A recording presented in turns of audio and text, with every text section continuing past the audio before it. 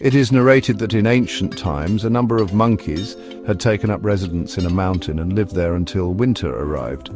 They spent all their days there, but the nights were very cold and they had no shelter to protect themselves from the cold. As a result, they searched for a light, hoping it would be fire, so they could reach it, escape the cold, and stay warm in its shelter. Yes, they would go towards any light they saw and stay there to warm themselves, even if the light was not very bright and did not warm them properly. One night they saw a firefly, and thinking it was fire and would provide warmth, they brought firewood and blew on it and piled the wood on it so that it would catch fire and give off heat and warm them. They piled all the firewood on the poor firefly and kept blowing on it, but this was useless and had no effect, because we all know that a firefly has no heat and shines at night. Nearby, in the branches of a tree, a bird had built its nest and was watching the monkeys' actions. The wise bird felt sorry for them and the poor firefly, so it came closer and said, "Oh monkeys, this light you are piling firewood on is a firefly.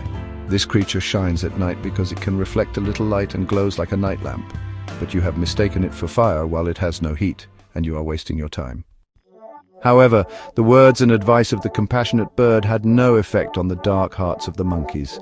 At that moment, a man was passing by, and when he saw the situation, he turned to the bird and said, "Oh, compassionate and dear bird, your words have no effect on their dark hearts. Leave them to their own devices, for they will harm you. For advising them is like testing a sword on stone or hiding sugar underwater."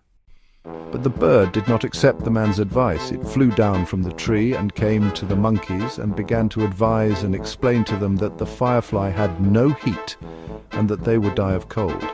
Finally, the monkeys became angry, caught the bird, tore off its head, plucked its feathers one by one, and threw it down the mountain.